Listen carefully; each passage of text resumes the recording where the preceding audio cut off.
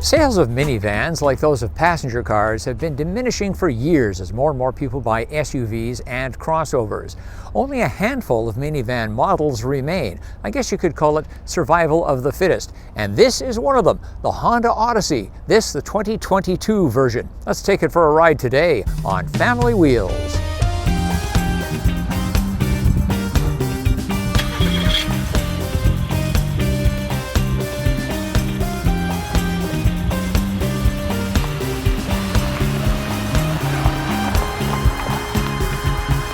Gasoline is expensive, but likes are free. You'll feel good about supporting the channel, and it won't cost a cent. Become a subscriber and click the little bell to be notified of the next review. And if our minivan or any other vehicle inspires your thoughts, leave a comment. Thanks for watching. An Odyssey is a long, complex journey in pursuit of a goal. Example, drop kids off at daycare and school. Go to work or drop spouse off at transit station. Pick up the week's groceries, perform various errands, pick up kids after school, take kids to after-school activities, drive to after-dinner activities for self, spouse, and/or kids, repeat with variations for weekends, holidays, and vacation. A side note here, the fictional Odysseus in Homer's epic poem had just his wife Penelope and son Telemachus.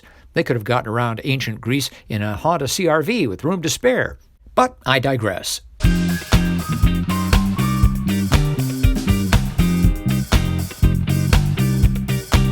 Well, it's not so much a cargo area back here as a cavern. Our 3 bags of groceries, a backpack, and a stroller are no problem to fit into the rear of the Odyssey, and that's with all 3 rows of seats up.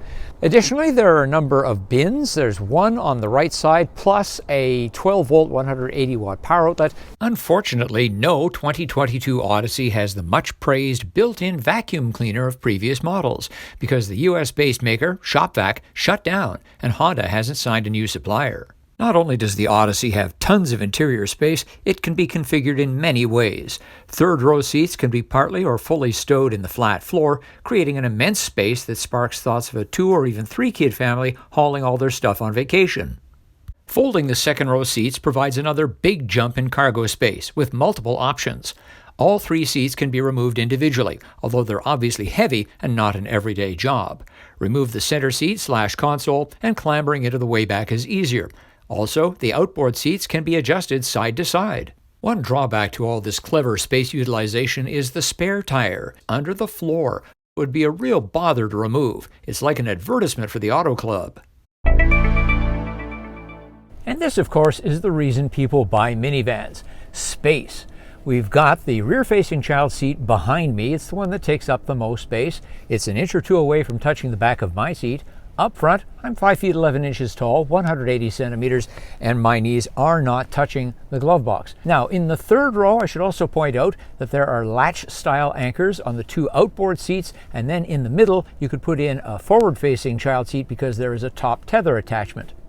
Space, flexibility, and convenience in the second and third rows are critical selling points for minivans. We have the familiar entertainment package with remote control and headphones and a small screen that drops down from the ceiling. Also, we have an intercom with the front seats, and there is a rear seat monitoring camera on some specifications such as this one. And a nice touch, the seats can be moved forward. Also, the second and third row seats recline.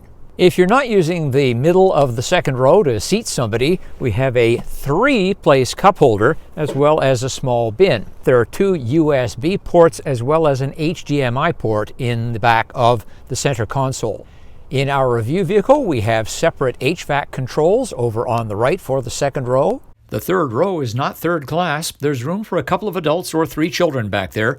Each side gets an HVAC outlet, a sunshade, and a headphone jack. There's a USB jack on one side and a 12-volt outlet on the other. Honda does not scrimp on safety, and all 3 Canadian trims of the Odyssey have a suite of passive and active features. Everyone also gets a heated steering wheel, leather seats, and a sunroof for the front seats. Our top-spec touring version adds ventilated seats, rear entertainment system, second-row monitor camera, Wi-Fi hotspot, wireless charging, upscale audio, rain-sensing wipers, and a couple of extra safety features, blind spot information system, and rear cross-traffic alert. One thing you notice immediately about the Odyssey is its smooth ride. Really, it's softly sprung, not alarmingly so, but we're going over a well-patched road here in the neighborhood, and it's doing a great job. You get on a smoother surface, and it's really luxurious. Very pleasant ride indeed. One never talks about handling when speaking of a minivan, but in this case, let's just say the Honda turns well. The Odyssey's velvety ride is matched by its powertrain, a naturally aspirated 3.5-liter V6 that can produce 280 horsepower and 262 pound-feet of torque, sending it to a 10-speed automatic transmission. And for families that want to get out of the city, the Odyssey is available with a towing package. It can haul up to 3,500 pounds, a little less than 1,600 kilograms. I enjoy the simplicity of the layout here. Harried parents schlepping kids here and there don't need to be distracted by a ton of things in the gauge cluster, just enough here to keep you well informed. The seats are nice and comfortable. However, I've noticed one ergonomic quirk, and that is I can't reach the farthest point on the touchscreen without leaning away from my seat. This smooth V6 powertrain we have in the Odyssey is both an advantage and a liability, at least in these days of gasoline prices that just make you want to cry. The Odyssey's fuel economy in city driving of about 12 liters per 100 kilometers or 19 miles per gallon is typical for minivans with naturally aspirated engines and wouldn't have drawn much attention several years ago. But its arch rival, the Toyota Sienna, switched to an all-hybrid four-cylinder lineup in the 2022 redesign, a prescient move by the hybrid leader, producing a three-row people hauler that uses a little more than half as much fuel as the Honda. And don't forget the Chrysler Pacifica hybrid, which is actually a plug-in hybrid with 51 kilometers, 32 miles of electric-only range. Yes, there's an asterisk here. Electrified vehicles are largely impossible to find these days due to high fuel prices, plus a shortage of chips and other components. But the situation is not permanent.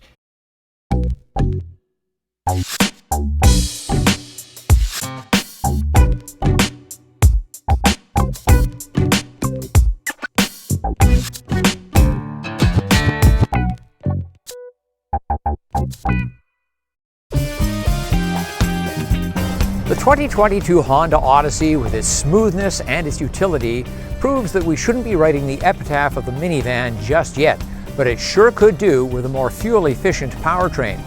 What do you think? Leave a comment. As always, thanks for your likes, thanks for subscribing, and thanks for watching.